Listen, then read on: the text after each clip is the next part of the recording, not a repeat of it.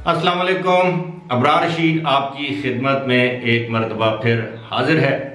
और गुज़श्ता रोज़ मैंने फ्रीलांस वीज़े के हवाले से एक वीडियो अपलोड की थी जिसका मुझे बड़ा पॉजिटिव रिस्पांस या फीडबैक मिला है। बहुत से लोगों ने कमेंट सेक्शन में इसके हवाले से कुछ सवालात किए हैं और बहुत से लोग ऐसे भी हैं जिन्होंने मेरे जो डिस्क्रिप्शन बॉक्स में जो मेरा ईमेल एड्रेस होता है उस एड्रेस पर मुझे ईमेल की हैं और बड़ी तफसीली ईमेल्स हैं। अब मेरे लिए ये पॉसिबल नहीं होता, मुमकिन नहीं होता कि मैं हर एक ईमेल का तफसील से जवाब दूं या हर एक कमेंट का तफसील से जवाब दूं। यूजुअली कमेंट्स जो होते हैं थैंक यू, वेलकम, ओके, छोटी मोटी जो आपकी एक्सप्लेनेशन होती है वो इंसान कर देता है।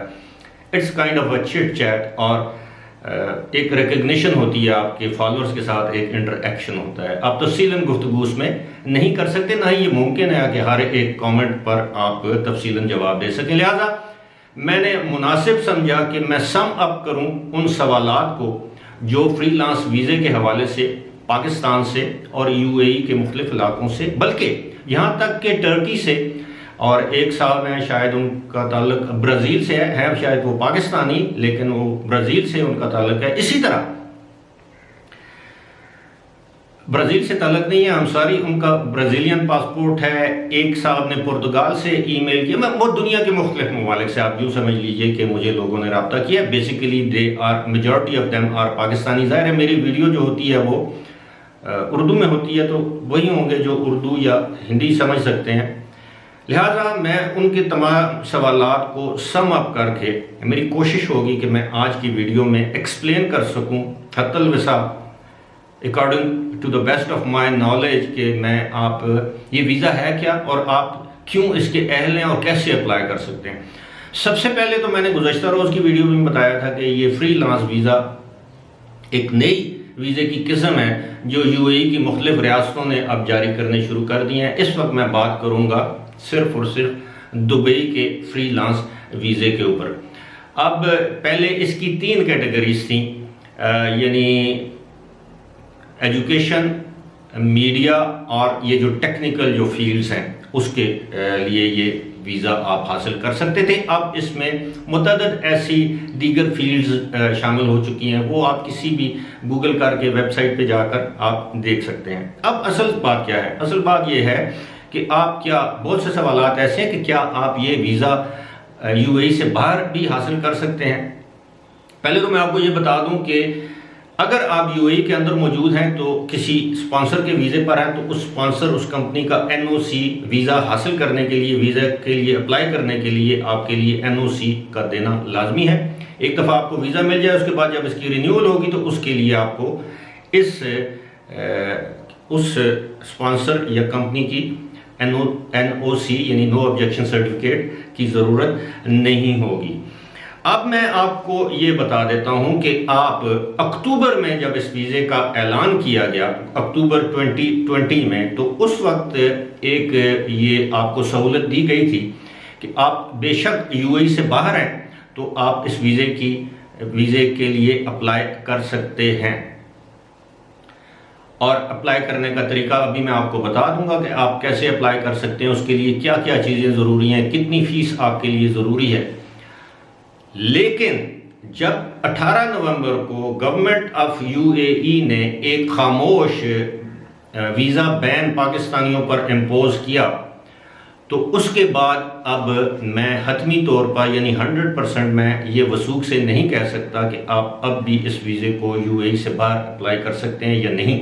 अलबत्ता आप जब उनकी वेबसाइट पे जाएंगे, मुख्तलिफ वेबसाइट्स हैं, लेकिन मेरी आपसे दरख्वास्त ये होगी कि आप हमेशा जो यूएई गवर्नमेंट की जो ऑफिशियल वेबसाइट है आप गूगल कर लें। पढ़े लिखे जितने भी लोग, जो ऑब्वियसली ये वीज़ा फ्रीलांस वीज़ा है ही पढ़े लिखे लोगों के लिए, जो डिजिटल मार्केटिंग में है, सोशल मीडिया की मार्केटिंग में है, सोशल मीडिया के कंटेंट प्रोड्यूसर हैं, कंटेंट क्रिएटर हैं, इन्फ्लुएंसर्स हैं, किसी भी फील्ड में दोस्त, क्योंकि ये फ्रीलांस वीज़े का मतलब ये है कि आप अपने घर बैठे ऑनलाइन काम कर सकते हैं, चाहे वो सहाफ़त का काम हो, चाहे वो एडिटिंग का काम हो, चाहे वो कंटेंट की डेवलपिंग का काम हो, कंटेंट की प्रोडक्शन का, क्रिएशन का काम हो, मेरी बात वो लोग अच्छी तरह से समझते हैं। तो आप इसके लिए उस वेबसाइट पे जाएं जो क्रेडिबल हो, जो गवर्नमेंट की हो। मैंने खुद गुज़श्ता साल अप्लाई करने की कोशिश की थी, बस मैंने आधे में ही छोड़ दिया। मैंने कहा नहीं, मुझे नहीं चाहिए। खैर, एक चीज़। दूसरी चीज़ ये है कि इसके लिए आपको आपका सीवी चाहिए। मैंने ये चीज़ें नोट करके रखी हैं। रिज्यूमे या सीवी जैसे कहते हैं, एक ताज़ा तरीन यानी रिसेंट फोटोग्राफ, पासपोर्ट, और अगर आप यूएई में हैं तो वीज़े की कॉपी, अगर नहीं है तो वो, और पासपोर्ट जो है आपका कम से कम 8 महीने तक वैलिड होना चाहिए। बैंक का, अपने जहाँ पर आपका बैंक अकाउंट है, चाहे वो यूएई में है या पाकिस्तान में है, उस बैंक अकाउंट का रेफरेंस लेटर चाहिए, और वही एनओसी फ्रॉम योर स्पॉन्सर। अब मैं आपको बताऊंगा कि ये दर हकीकत ये आप ऑनलाइन इसके लिए अप्लाई कर सकते हैं। इसकी फीस वगैरह क्या है वो आपको मैं बता देता हूं। अब freelance permit valid for 1 year, इसकी फीस है 7,500। इसमें 500 की कमी बेशी भी हो सकती है। एस्टेब्लिशमेंट कार्ड है फॉर 1 ईयर, वो 2,000 का है। जो एस्टेब्लिशमेंट आप जो जिसमें आपको ऑफिस वगैरह या जो भी आपको फराम किया जाएगा उसका 2,000, ये हो गया जी 9,500 दिरहम। अब इसमें लिखा हुआ है कि if you are applying for the freelance employment visa in Dubai valid for 3 years within UAE, तो 4,960 इसकी नॉर्मल फीस है। अगर एक्सप्रेस अर्जेंट करवाना चाहें तो 6,340 दिरहम। If you are applying for the freelance employment visa in Dubai for 3 years outside UAE, अगर आप यूएई से बाहर हैं और दुबई के फ्रीलांस वीजे के लिए अगर आप अप्लाई करना चाहते हैं तो इसकी फीस कम है। दुबई के अंदर जाके अप्लाई करेंगे तो 4,960 है, और अगर बाहर से करेंगे तो 3,330 है, ये नॉर्मल है, और 3,900 एक्सप्रेस या अर्जेंट फीस है। अच्छा, ये जो है ये इसमें साथ में एक नोट भी दिया हुआ है कि please note that the above cost for the freelance employment visa includes charges for your medical test, visa stamping and Emirates ID. इसमें मेडिकल टेस्ट वगैरह की फीसें शामिल हैं। अब इसमें मैं अपनी डिस्क्रिप्शन बॉक्स में मैं आपको आपकी सहूलत के लिए मैं नंबर दे रहा हूँ दुबई मीडिया सिटी के, दुबई इंटरनेट सिटी के, और दुबई नॉलेज पार्क। ये वो इलाके हैं जहाँ से आप फ्रीलांस वीज़े हासिल कर सकते हैं। सारे दुबई से ये आपको नहीं मिलेंगे। उसके बाद वही सूरत हाल होती है जनाब के आप जब आप अप्लाई करेंगे तो मुख्तलिफ वहाँ पर जाकर आप फिर अपनी स्पाउस, अपनी फैमिली को भी स्पॉन्सर कर सकते हैं, उसकी अलग फीसें वगैरह हैं।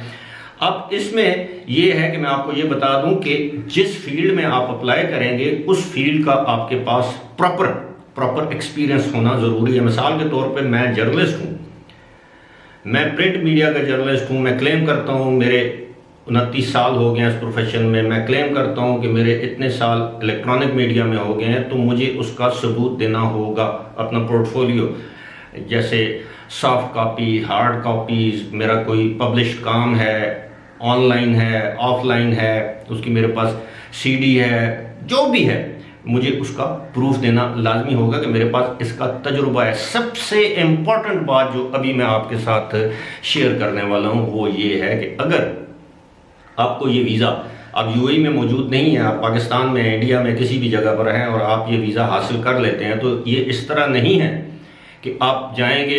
हाँ, जब आपको ये वीज़ा मिल जाएगा तो उसी के साथ आपको एंट्री परमिट आ जाएगा। एंट्री परमिट मीन्स एक किस्म का टेम्पररी 60 दिन के लिए वैलिड वीज़ा।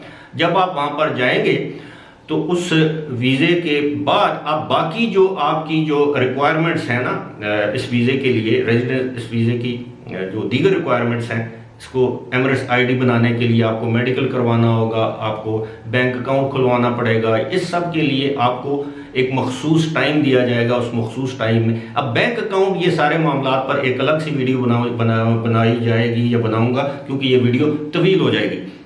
उसके लिए यह है कि आपके पास कम अज़ कम 6-8 महीने के लिए आपके पास वहाँ रहने का बंदोबस्त हो, खाने पीने का बंदोबस्त हो, मूव करना, ट्रांसपोर्टेशन, यानी आपके पास इतनी रकम होनी चाहिए। ये जो 10, 11, 12 हज़ार दरम के अलावा आप ज़ाहिर है यहाँ से जाएंगे, आप कहीं पर रहेंगे, ऑफिस, आप एक छोटे से स्टूडियो अपार्टमेंट में अपना ऑफिस भी रख सकते हैं, उसका किराया दे सकते हैं। यानी बुनियादी तौर पर ये गरीब लोगों के लिए ये फील्ड नहीं है, जो लोग अफोर्ड नहीं कर सकते उनके लिए नहीं है। कम से कम आपके पास मैं समझता हूँ कि 50,000 दरहम होना चाहिए, 50,000 दरहम कम से कम।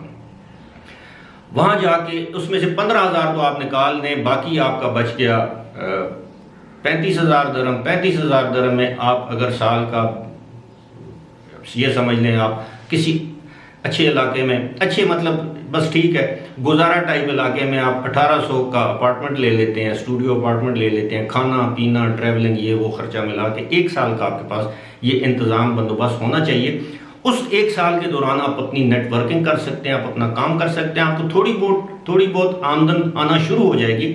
लेकिन ऐसा ना हो कि आप वहाँ पर सिर्फ ये इन्हिसार करके चले जाएंगे, मैं फ्रीलांस वीज़े पे जाके आगे उधर गुलशरे उड़ाऊंगा, तो ऐसी बात नहीं है। बाकी जो इसके जो मामलात रह गए हैं वो इंशाल्लाह मैं किसी अगली वीडियो में आपके साथ शेयर करूंगा। उस वक्त तक के लिए मुझे दीजिए इजाज़त।